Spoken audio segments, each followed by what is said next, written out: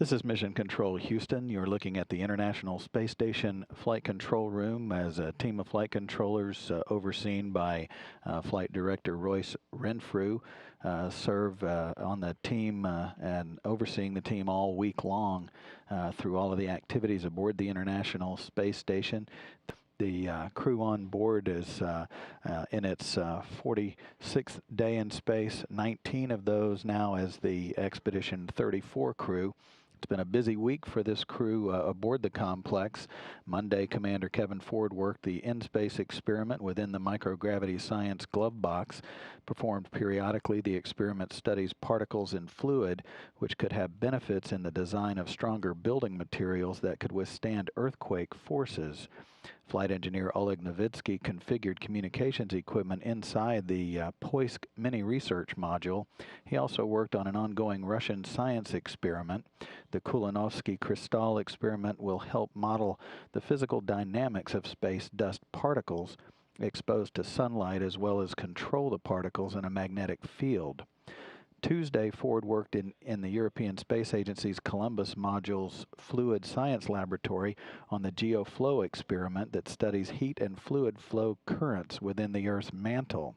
He also checked water quality for an experiment that observes bone and mineral density in fish living in microgravity. Novitsky and flight engineer Yevgeny Turelkin worked in the station's Russian segment, checking fans and filters, and continued work with the Kulanovsky crystal experiment.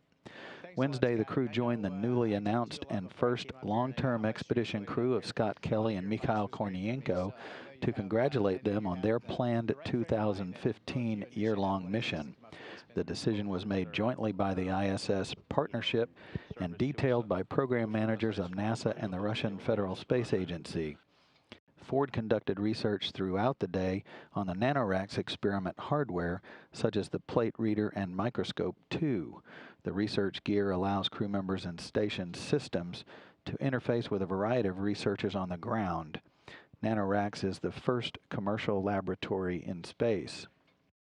The plate reader will provide biopharmaceutical research opportunities in space, and the microscope captures images from slide samples for downlink to researchers on the ground.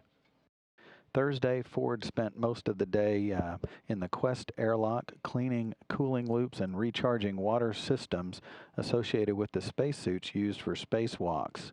This periodic maintenance ensures they are healthy and ready to support an extravehicular activity. This periodic maintenance ensures they are healthy and ready to support a spacewalk should one be required. He also talked about his mission with CBS News and the cable news network. Friday, Ford, as he started the week, worked extensively with the in-space experiment within the microgravity science glove box to utilize the unique environment of microgravity to study the dynamic of particles in fluid.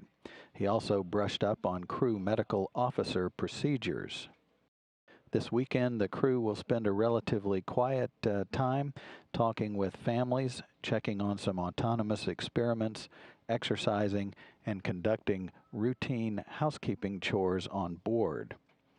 Meanwhile, back here on Earth, the next three crew members continue their preparations for their months-long stay on the station. Cosmonaut Roman Romanenko, Canadian astronaut Chris Hadfield, and U.S. astronaut Dr. Tom Marshburn will launch Wednesday, December 19th, and are now at the launch site for their Soyuz rocket in Baikonur, Kazakhstan. This is Mission Control Houston.